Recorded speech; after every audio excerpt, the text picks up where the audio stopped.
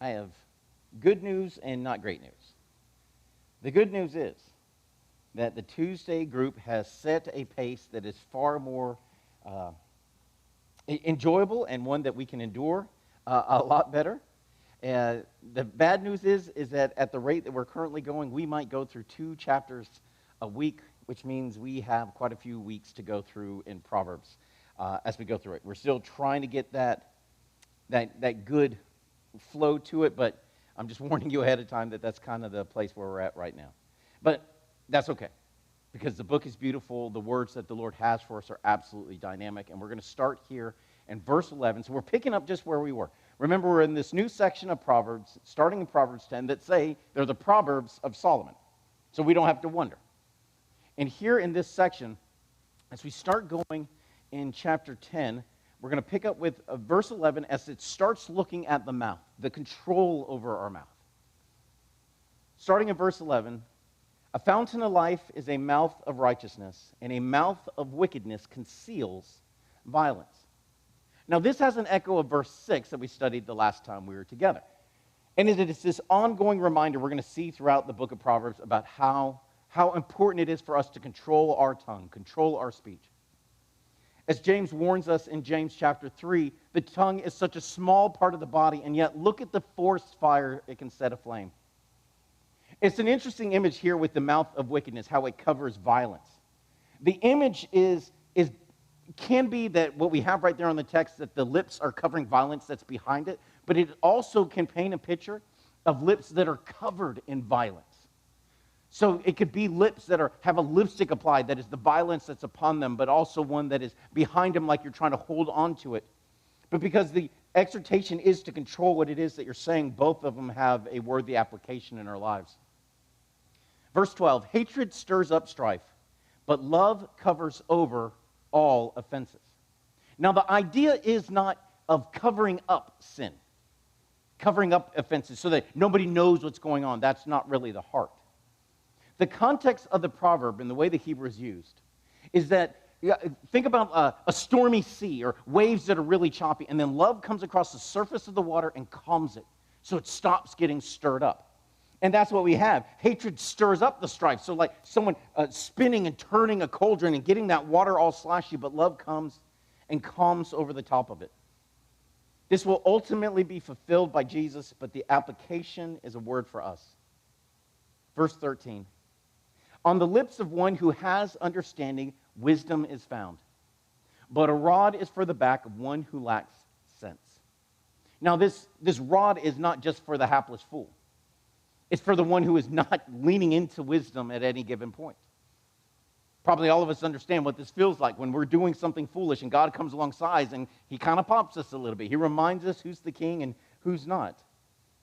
But if we do have understanding, then kind of the opposite of what we had before about the lips and covering over violence or being coated in violence, we have the same idea here. There's wisdom on the lips of the person who has understanding. When they speak, even their speech shows an understanding and knowledge.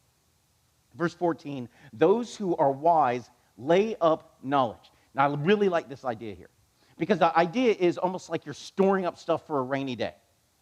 You don't just, as it comes into your head, you immediately just shoot it right back out.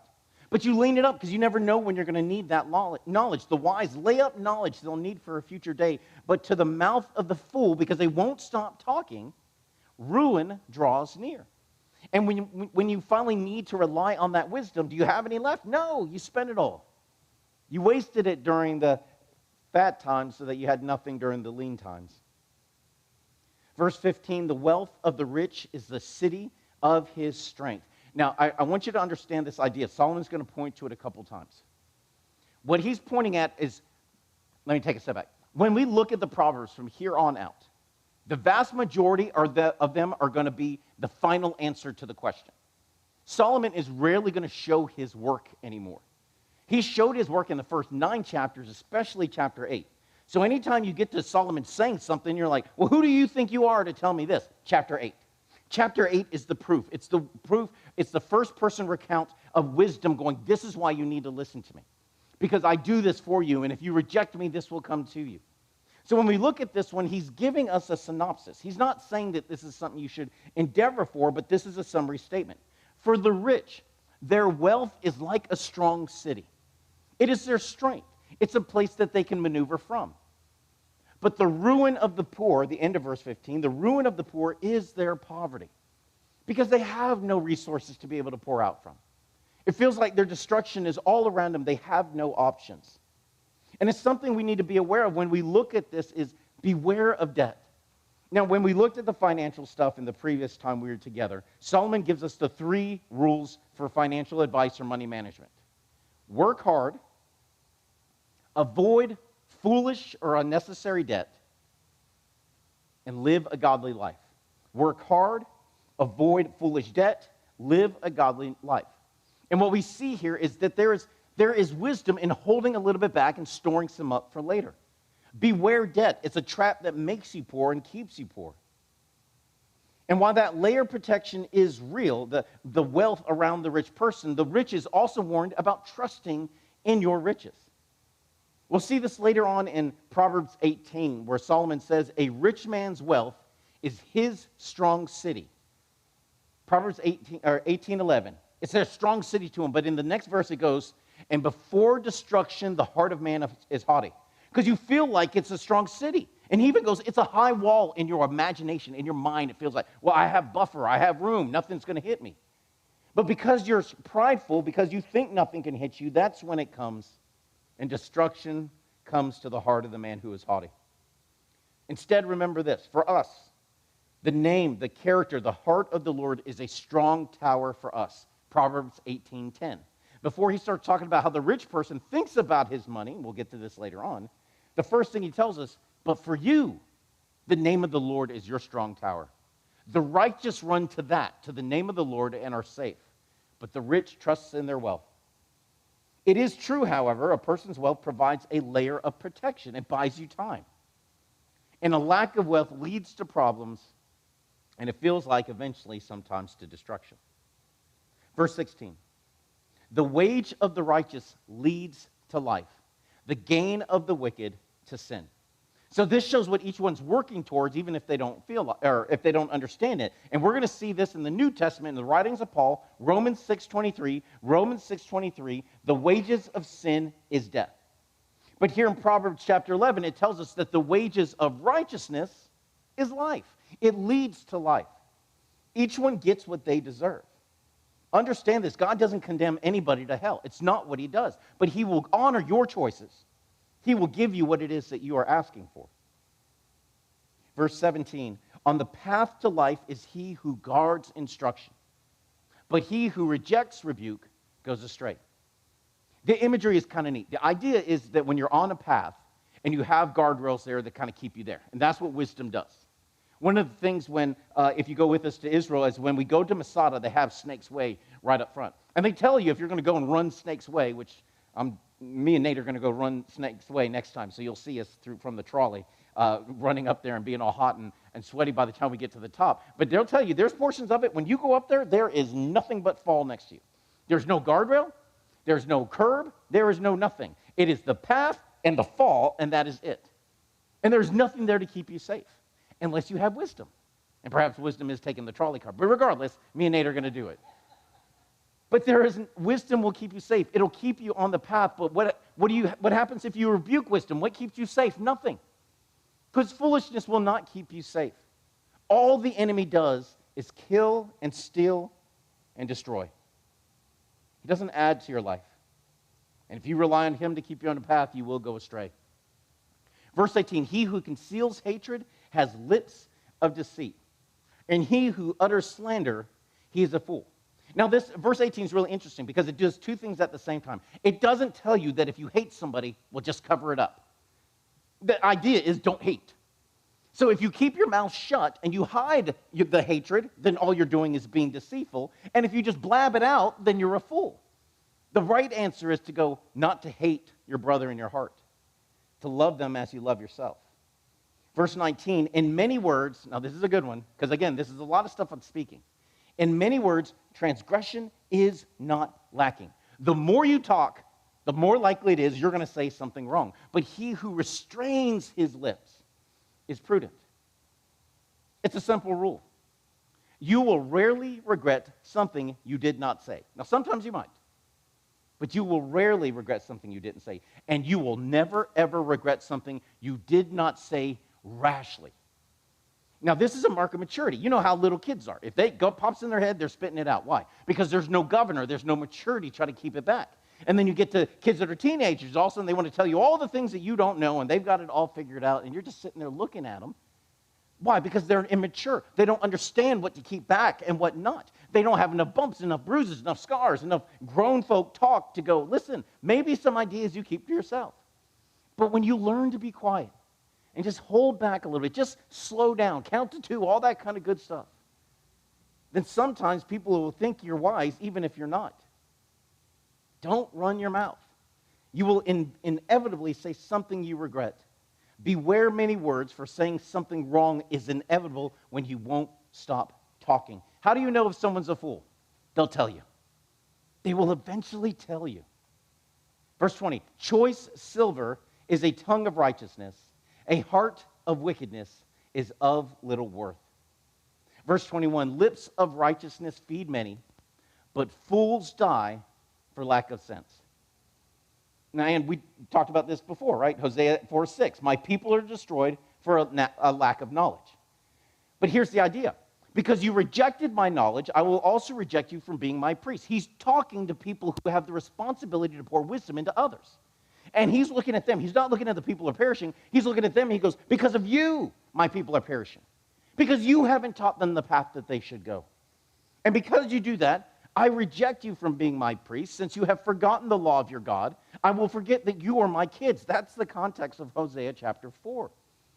But the converse is that the lips of the righteous declare words that, if heeded, will lead to plenty. His people won't be destroyed. They won't go hungry. The lips of the righteous feed many, but fools are just too foolish to understand. Verse 22. The blessing of Yahweh makes one rich, and he does not increase sorrow with it. Now, this is an interesting one, because the idea doesn't pop off the page quite yet, because it's a mouthful. There's layers and layers beneath this one. And it's one of those things that you don't fully understand until you start understanding what it means when God gives you a gift, when he pours into you and he anoints you to do his will. Now, there's a clear contrast between this and what we see in verse 2 of chapter 10. In verse 2 of chapter 10, it says, ill-gotten gains do not profit. But contrast to that to the blessing of God that he gives you. The blessing that God gives you makes you rich. It makes your life more rich than it was before. But it doesn't come with sorrow with it. It doesn't mean it won't be hard. What it means is that he's not going to take you down at the same time that he's taking you up. He's not going to burden you in this way that destroys you while he is actively pouring into you. Now, it will hurt. You will be humbled, 100%. So don't hear me saying, well, if God gives you a gift, then times are going to be great. They're not. They're going to be hard. They're just going to be very hard. And the more that I walk with the Lord, and the more that I feel at times his anointing upon me, or him pouring into me, or allow me just to speak his words, the more I understand this, because ministry is hard. Service is hard. You sacrifice, you pour out, bits and pieces of you go away that you will never, ever get back. But at the end of it, your sorrow doesn't increase. You're not sad that he chose you. You're so thankful, you're humbled by his blessing upon you. And I feel its edges. That's all I really know of this proverb yet. I still can't make out the fullness and the depth of what it is. But we can lean upon this one when God puts his anointing upon you and know that when the Lord gives you his blessing, he gives no sorrow with the blessing itself. You can trust it. You can receive it with all of your heart. Verse 23, this is a fun one. It's like sport for a fool to do wrong. Now, the idea is it's like a game to a fool to be foolish. They see no reason to not be wicked. They just want to see other people suffer. So it's like a game to them. They enjoy being foolish. It's like a little kid with their folly, and you're looking at them, and you're like, you just enjoy not using your brain today, don't you? But just like it is for the fool to enjoy being foolish, it is for the wise, for a person of understanding, to enjoy wisdom. It's one of the great joys that I have, especially in the Calvary Chapel movement, because there's amazing Bible teachers everywhere. And they teach you the Word of God, not their opinion, not their thoughts, the Word of God. And I love it because I can sit under some of these teachers, and they teach a passage I've read thousands of times before, and I go, I've never saw that before. How did I miss this? It's so obvious. It's right there. And it's not like a game like frivolous, but I get enjoyment from it. It's exciting. I'm waiting for the next thing that I'm going to be shown. That's what it's like for us. For a person of understanding, we enjoy just diving deep into wisdom. Verse 24, the dread of the wicked will come upon him, but the desire of the righteous will be granted. We go to the same idea we had before. God gives you what you want. So be careful what you ask for. If this is what you want, if you want a life with him, he will pour into you the desire of the righteous. And what do we desire? What do we hunger and thirst for? We hunger and thirst for righteousness. And Jesus says, you will be filled. But the dread of the wicked, the thing they're worried about that's coming, will eventually catch up with them. The wicked should fear judgment. And that's what we see here. That's the guarantee. What do the wicked fear most? They fear being found out. So the fun rule in police work, if you have a couple of people that you suspect of a crime and you don't know which one did it, then you put them all in a jail cell and watch what happens. And what will happen is that the guys that are innocent will just be pacing from one side to the other. Oh, I don't know. How are we going to get out of it? How are we going to prove? And, it wasn't my fault. I didn't do anything. And the person who's guilty, what are they doing? They're taking a nap. Because the thing they're scared of was being caught, being arrested. And now that's done, so now I can relax. And you see it. You see it as clear as day when you're on the outside of it. They got what it is that they dreaded. But the righteous will be filled up too. Verse 25. Now here's an interesting idea. With the passing of the tempest. Now the idea of the tempest we're going to see in Job 38, Jeremiah 23, Hosea chapter 8. And you may be more familiar with the term whirlwind. But it's the same idea. It's the same idea in the Hebrew. With the passing of the tempest, with that thing that comes and it cleanses and it causes judgment, there is no wickedness because it passes and it judges the wickedness that's there. But the righteous is what will remain. The end of verse 25, but the righteous have a foundation forever. Why? Because they were the wise person who built their house on the rock. But the foolish person builds their house on the sand. And when the storm comes, what happens? It gets knocked down. It gets blown out. But the righteous stay because they stay where they're supposed to be.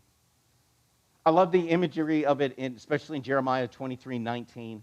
It says, behold, the storm of the Lord has gone forth in wrath, even a whirling tempest. It will swirl down on the head of the wicked. Verse 26. Like vinegar to the tooth and like smoke to the eyes, thus is the lazy to one who employs him. I love the idea of this. Because what's the most annoying thing to a hardworking person? A lazy person.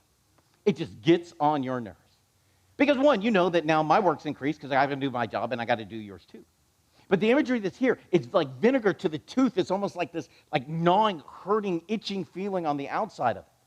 I mean, for me, the idea is like, have you ever had somebody who sits there and they rub their silverware together like the fork and spoon? You're just like, you could feel goosebumps. You just want to stab them with something so they'll stop.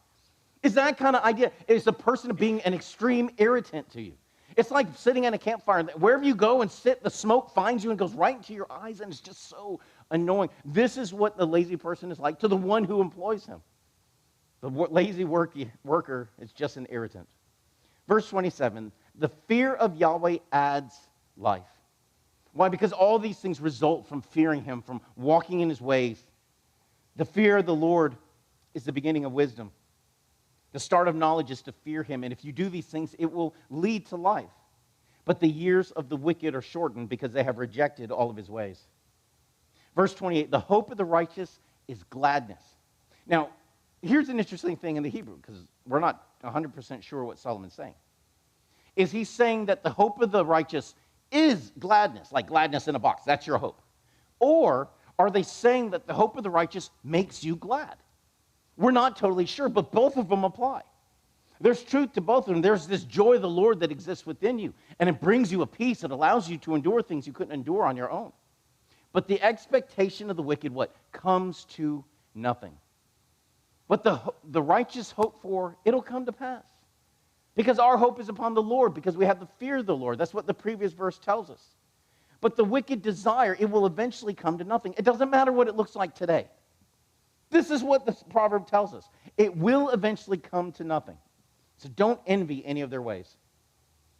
Verse 29, a stronghold for the upright is the way of Yahweh. but ruin belongs to evildoers. Now, we'll see this in later Proverbs. It can refer to one of two things. In an Old Testament format, it could refer to the highway of holiness that Isaiah will write about, the path that we are called to walk in. Or it could be a reference to Jesus in John 14, I am the way. Either one is the exact same. Why? Because where is Jesus going to take us? To the highway of holiness. Be perfect even as your Father in heaven is perfect. They're both going to run to the same place. And that way, that living is going to be like a stronghold to us because it protects us. But ruin belongs to evildoers. Verse 30. The righteous one is forever. He will not be removed. But the wicked will not remain in the land. Now, we saw this in the previous one. We talked about it with the tempest. But compare this to the beatitude in Matthew 5:5. Matthew 5:5, blessed are the meek, for they shall inherit the earth. The righteous one is forever. Because we are trusting in the Lord to be our inheritance. He is our portion, not anything on this planet. But the wicked will not remain in the land, and particularly in the Old Testament sense, the Mosaic covenant sense that this was issued under. We've talked about that quite a bit as we studied Deuteronomy. Verse 31. The mouth of the righteous brings forth wisdom, but a tongue of perversity will be cut off. Again, there's this idea of the things that come from it. It's the overflow of what's inside, because the only way for the tongue of perversity to be cut off is if you stick it out. So it's what's coming from the outside. And now these couple of verses right here use the imagery of springs or fountain. The mouth overflows with what is in the heart. That's why the mouth of righteous brings forth wisdom. Now, here's one of the neat things that you realize when you go to Israel. When you go to Israel and you come to these places that have the springs, you'll go to where the spring is, and it's this tiny little crack in the rock. It's almost like a garden hose just kind of bubbling up.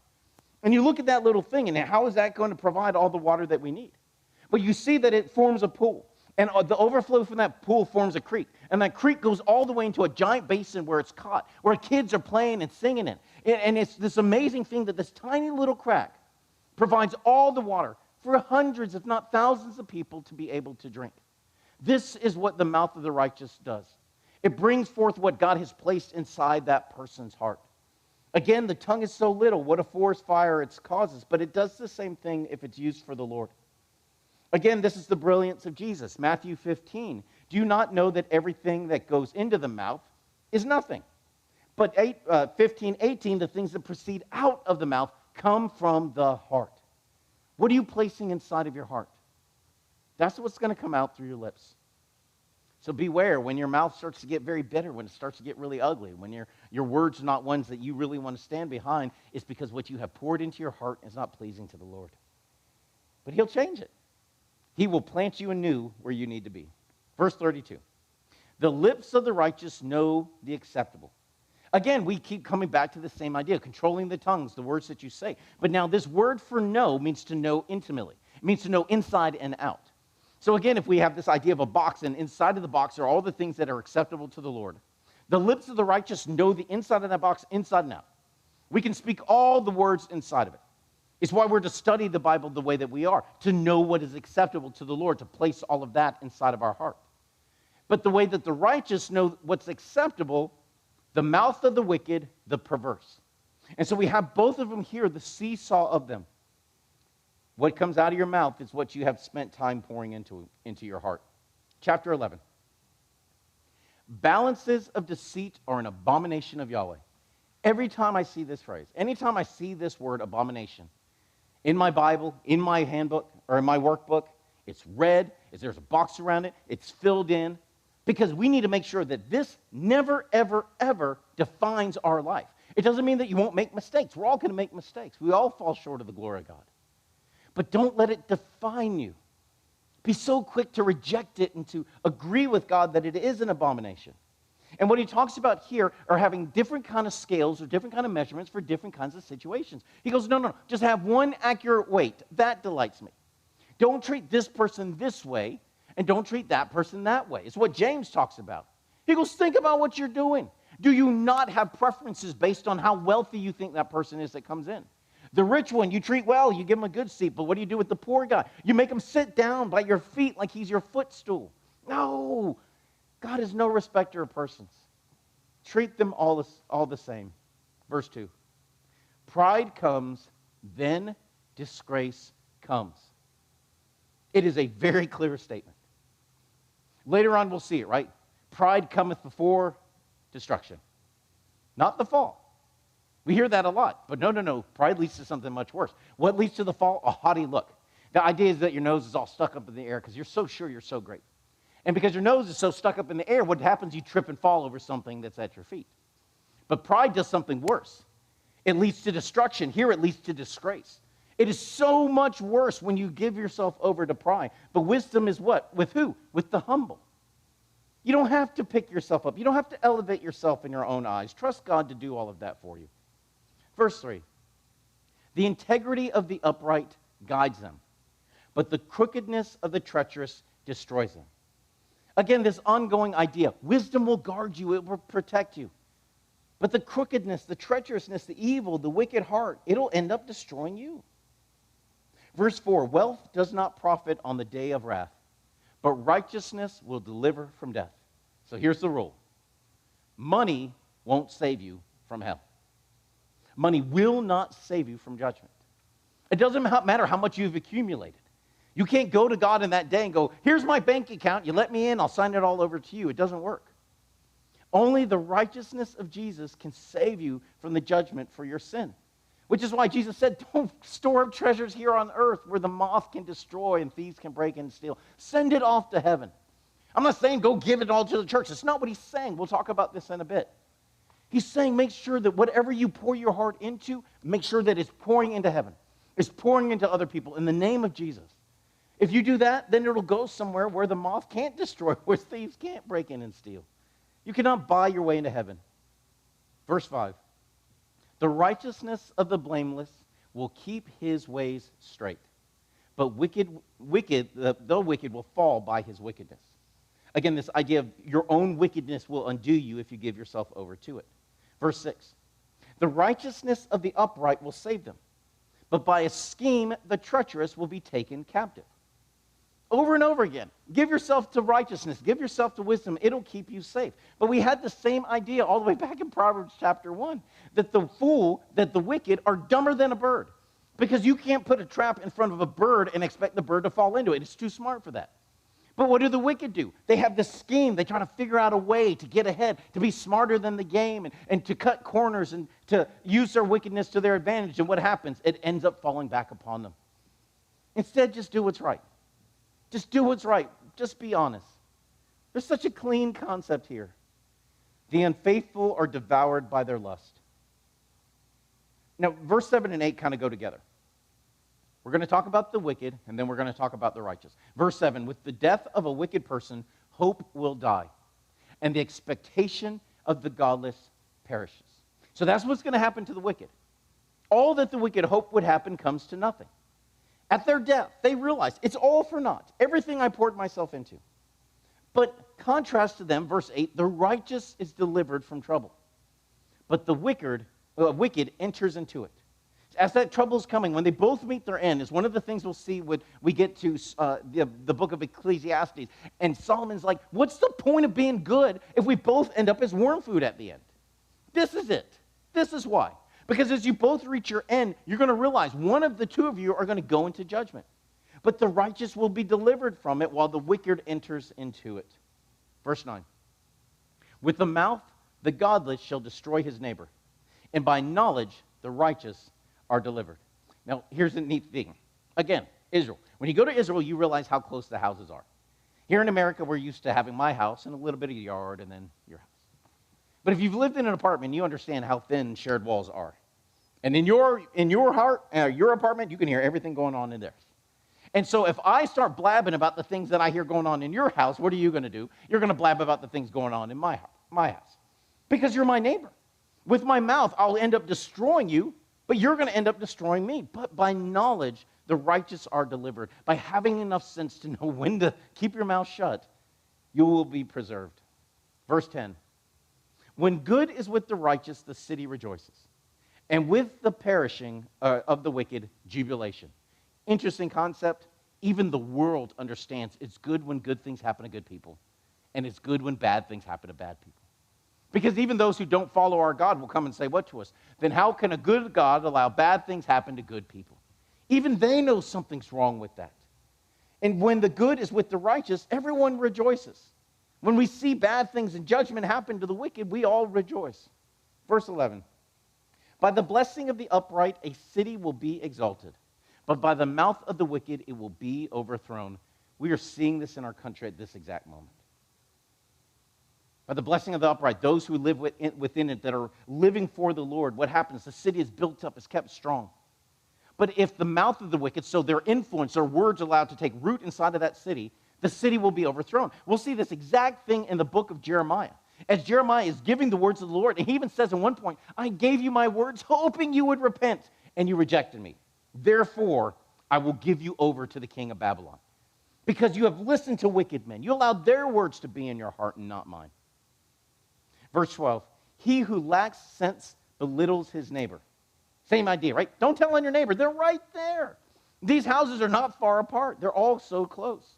But a person of intelligence will remain silent. Don't be a gossip. Don't despise your neighbor.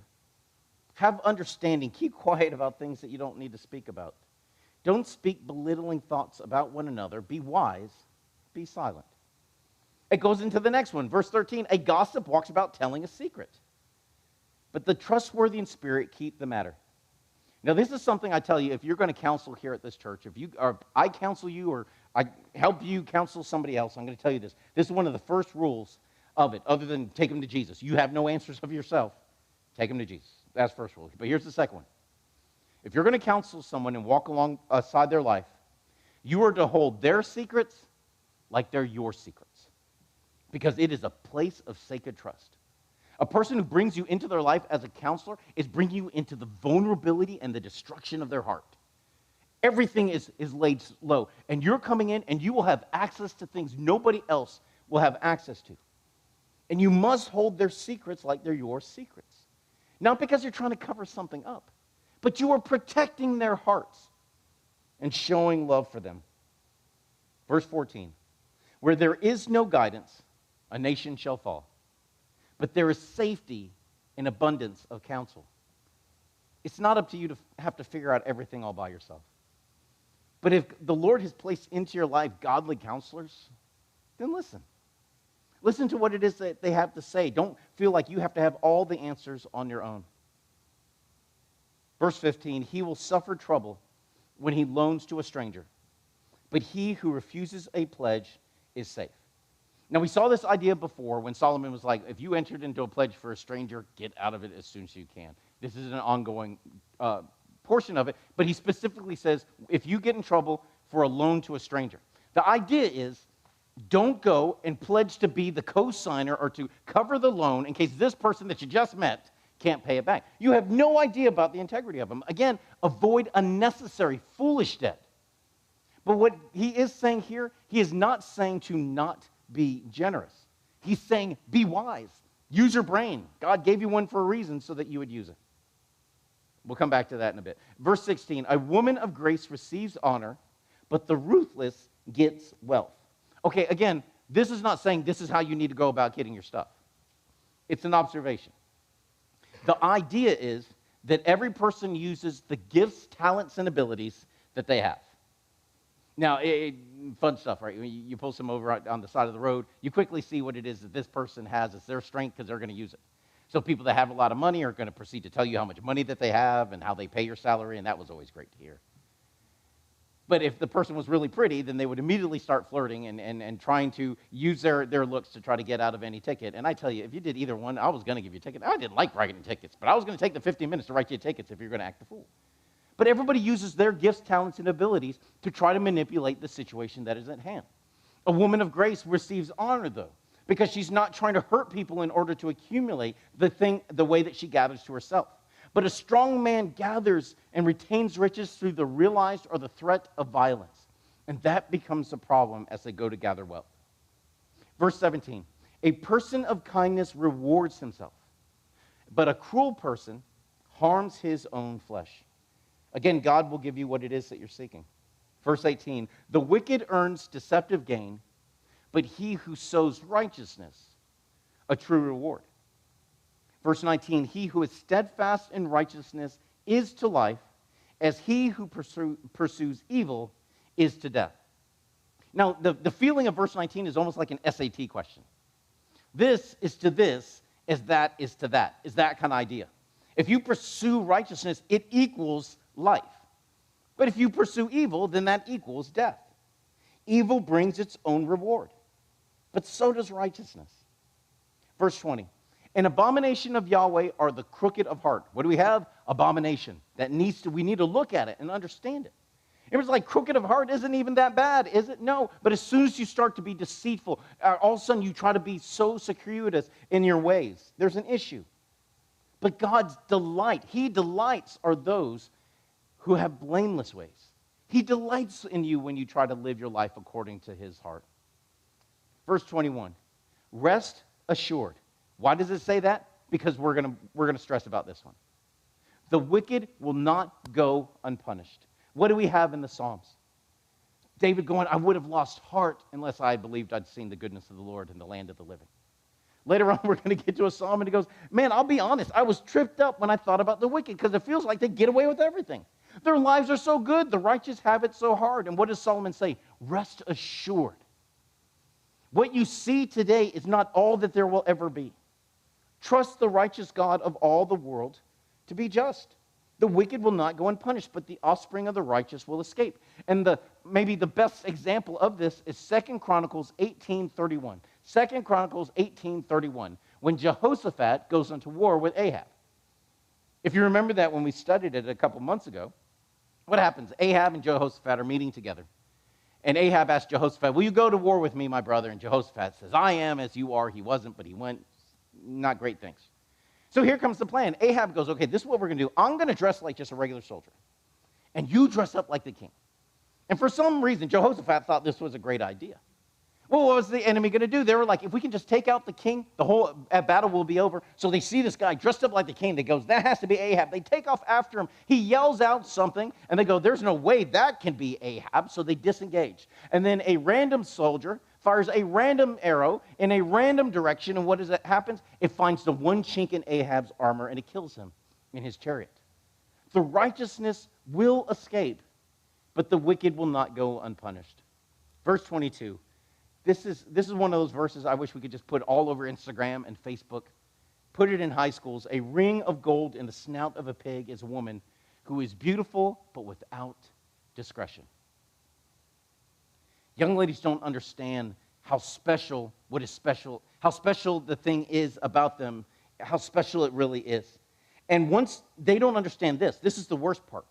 The worst part is that they don't understand that the people who are coming to take that something special away from them, how little they care about it once it's gone. They will never care about you the same way again. They don't understand that this is something to be protected. It is worth guarding. And a girl that has no discretion, she's beautiful on the outside, but she just doesn't control it. It is like a ring of gold in the snout of a pig. Protect what is so special about you, young lady. Verse 23, the desire of the righteous is only good. It's what it is that we hope to see. But the expectation of the wicked is wrath. They expect judgment to be upon them. And again, God will give you what it is that you want. All right, verse 24 through 26. This is an important section. In my Bible, I have a bracket, so a big L bracket all around it, so I know all of this kind of goes together. These verses all preach generosity. Verse 24. There is one who gives, yet grows richer. But he who withholds what is right only finds need. If you try to hoard and hold on to whatever God has given you, it will only result in wanting more. What was the great line to, Rockefeller? How much is enough? $1 more. It'll never be enough. It'll never be enough. But if you are generous, not frivolous, not foolish, but generous with what God has given you, then it shows that you can be trusted with more. The rule is absolute. Money is like manure. If you spread it around, it helps things grow, but if you pile it up, it stinks. And this is one of the things that the Lord has shown me over time. And it kind of becomes an interesting point inside of our own home, because sometimes Kendra goes, you are sometimes too generous. You got to know when to hold a little bit back. But I have learned this, that if you're going to err on the side of one or the other, of being stingy or being generous, always err on the side of generosity. Be generous to a fault. And that's when it says in my Bible next to these verses, be generous to a fault. It's what we see in verse 25. A person of blessing will be enriched, but he who gives, and he who gives water also will be refreshed. The more that you pour out, the more that God pours into you. And we go, well, if I give away the water, then what will I have to drink? That's God's problem. He'll handle that. But be generous to somebody else. But here's the thing. We look at verses like that, and someone may go, okay, now's the time to pass the collection plates. It's not money. Nowhere in this does he talk about money. It talks about being generous in your heart, being generous of spirit and energy and cheer. When it talks about being refreshed, it means pouring out what has been poured into you into somebody else. The selfish dry up. They try to hold on to everything they have, and they don't understand why they end up so dry. They will always end up in need. It's like trying to hold water in your hand or sand in your hand, and the tighter you squeeze, the quicker it falls out. Okay, another Israel story. And you probably know this anyway, right? Sea of Galilee and the Dead Sea. One of them is nice and full. I mean, when you go to the Sea of Galilee, it's awesome. It comes all the way up. I mean, it's just lush, beautiful area. But the Sea of Galilee has an inlet where it receives through the Jordan River, but the water that comes down from the mountains in the early and late rains, it essentially flash floods that area, and it comes running down into the Sea of Galilee. Fills it up, and then it goes into the Jordan River down towards the Dead Sea. When you go down to the Dead Sea, as soon as you start getting close, you start seeing all these signs that say the Dead Sea is dying. Because the water is evaporating so fast, and there's so much water being pulled out for the people who live there now, that as you get close to it, it's like if your bathtub's kind of dirty, you know how to have rings? It has rings around the Dead Sea where the salt levels, where a large portion has evaporated, and you see the rings, and it goes to the next level all the way down. And it's just sad. When you go to it, you go several feet in before you get past knee deep because the water level has fallen so much. There is no outlet for the Dead Sea.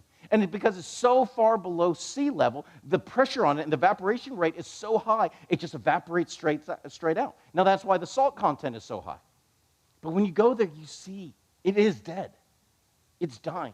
It doesn't pour out into anything else. There's no life in it, no nothing into it. The shores around it are all rocks.